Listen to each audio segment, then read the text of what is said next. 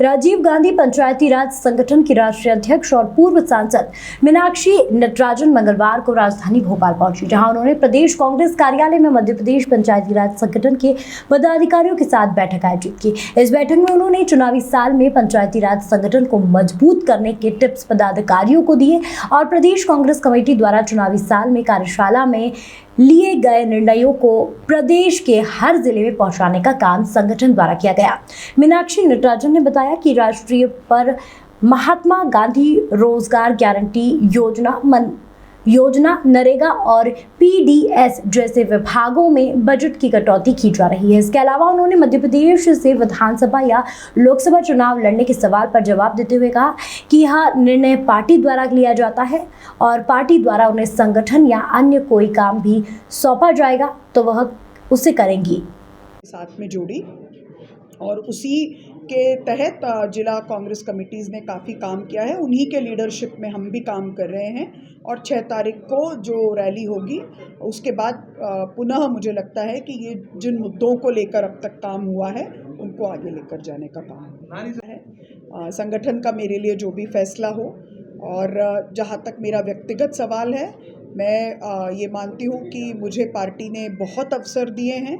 मुझे 3 अवसर दिया, 2 बार मैं सफल नहीं हो पाई, वो मेरी व्यक्तिगत कमी होगी, लेकिन पार्टी की ओर से मुझे बहुत प्रयास मेरे लिए बहुत हमेशा ही मुझे दिया गया है और इतना मेरे लिए बहुत है और मैं चाहूँगी कि हम आने वाले समय में पार्टी के लिए काम करते हैं। यानी कि आप चुनाव नहीं लड़ोगी? आपने बोला बहुत हो चुका, चुनाव नहीं लड़ोगी? मैंने बिल्कुल नहीं बोला कि मैं लड़ूंगी या नहीं लड़ूंगी, क्योंकि ये अधिकार मेरा निजी नहीं है। जब आप एक संगठन में काम करते हैं तो उसकी मर्यादा होती है। मैं उसी आदेश को शिरोधार्य कार्यकर्ता उसी को पार्टी देती होगी ना, घर बैठे व्यक्ति को तो देती नहीं। ये आपका नज़रिया है। मैं इतना ही कहूँगी कि मैं संगठन के आदेश को शिरोधार्य करूँ। जी, मैं मानती हूँ कि नारी सम्मान योजना अपने आप में एक बहुत ही ऐतिहासिक पहल है और महिलाओं के सशक्तिकरण पर के लिए किया जाने वाला बड़ा प्रयास है। और आप सब जानते हैं कि पिछले समय में कर्नाटक चुनाव में भी इसी तरह के अलग अलग सामाजिक सशक्तिकरण के मुद्दों को लेकर ही कांग्रेस ने अपना इलेक्शन लड़ा, जिन 5 पर फैसला भी हुआ और पहले मीटिंग के बाद उसको अनाउंस किया गया। मुझे विश्वास है कि यहाँ पर भी ये जो पहल हो रही है ये एक बदलावकारी पहल होगी। मैम, आज आपसे बैठक भी ली है और एक बढ़िया कार्यशाला रही है। किस टाइप की कार्यशाला है और इसका उद्देश्य क्या था, किस वजह से? राजीव गांधी पंचायती राज संगठन के द्वारा पिछले 3 सालों में हम हर जिले में 2 दिन की कार्यशाला करते हैं और उसमें हम संविधान 73वें 74वें संविधान संशोधन, पंचायतों के हक, ग्राम सभा के हक, इन सारे मुद्दों पर काम करते हैं। आर्थिक तौर पर जो एक विकेंद्रीकृत व्यवस्था है और वर्तमान में जो हम एक केंद्रीकृत व्यवस्था देखते हैं, इन सब के विषय में भी बात करते हैं। तो चुनाव के मद्देनज़र मध्य प्रदेश, राजस्थान और अन्य राज्यों में 1 दिवसीय राज्य स्तरीय कार्यशाला इसलिए रखी गई कि इस कार्यशाला में कुछ नए साथियों को जोड़ा जाए। उसके लिए पहले हमारे साथी जिलों में गए और उन्होंने अलग अलग स्थानीय निकाय जनप्रतिनिधियों के साथ एक संवाद कार्यक्रम सिलसिलेवार चलाया और उससे लौटकर आने के बाद ये राज्य स्तरीय कार्यशाला हुई।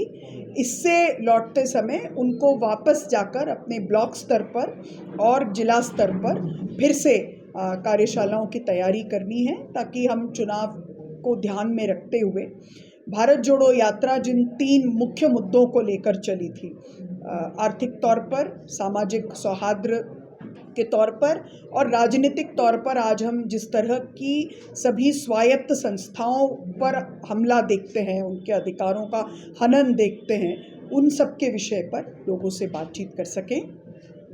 तो आज ये एक शुरुआत थी। आने वाले समय में मध्य प्रदेश के कुछ जिलों में पहले कार्यक्रम हुए हैं। ढिंडोरी में हुआ है, मंडला में हुआ है, नरसिंहपुर में हुआ है, खुद मंदसौर में हुआ है और अलग अलग ज़िलों में इस तरह की कार्यशालाएं हुई हैं।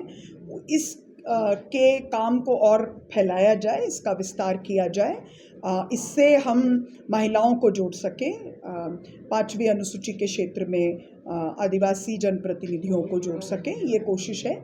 और उसी के तहत आज करीब 150 साथी इसमें शामिल हुए और मुझे विश्वास है कि जब ये लौट कर जाएंगे तो निश्चित तौर पर और नए साथियों को जोड़ सकें।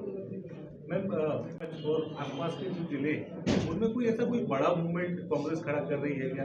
क्योंकि मंदसौर में 5 साल पहले देखा गया कि किसानों पर गोली चलाई गई और उसके बाद एक बरसी पे एक कार्यक्रम भी कांग्रेस आयोजित कर रही है, लेकिन उसके अलावा क्या कांग्रेस और महिलाओं के बीच में कोई ऐसा कार्यक्रम करने जा रही है ताकि नारी सम्मान योजना का इफेक्ट भी वहाँ देखने को?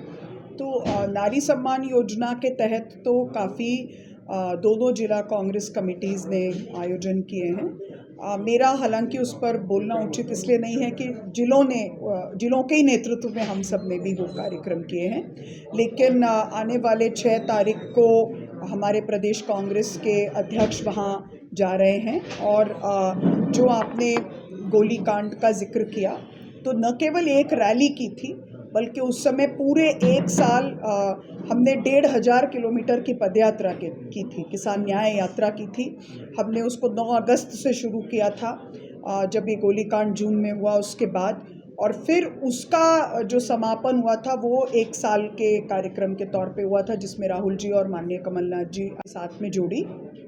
और उसी के तहत जिला कांग्रेस कमिटीज़ ने काफ़ी काम किया है, उन्हीं के लीडरशिप में हम भी काम कर रहे हैं। और 6 तारीख को जो रैली होगी उसके बाद पुनः मुझे लगता है कि ये जिन मुद्दों को लेकर अब तक काम हुआ है उनको आगे लेकर जाने का काम है। नारी तो क्या आपके भी कई संपर्क में कई लोग हैं ऐसे जो वापस आना चाहते हैं कांग्रेस में? कांग्रेस की क्योंकि बीजेपी में चले भले ही गए लेकिन भविष्य नजर नहीं आ रहा। इसके विषय में मेरा कोई टिप्पणी करना उचित नहीं होगा। पार्टी में जिन हमारे वरिष्ठ नेताओं को ये काम जिनके पास है वे उस पर कहें। जो अभी कैबिनेट मंत्री हैं हरदीप सिंह डंग, तो ऐसी जानकारी है कि वो उनका भी मन कहीं ना कहीं मेरे पास इस तरह की जानकारी नहीं है, लेकिन मैं जो कर्तव्य मुझे दिया गया है, जो जिम्मेदारी मुझे दी गई है, उसके प्रति पूरे कमिटमेंट के साथ काम कर रही हूँ।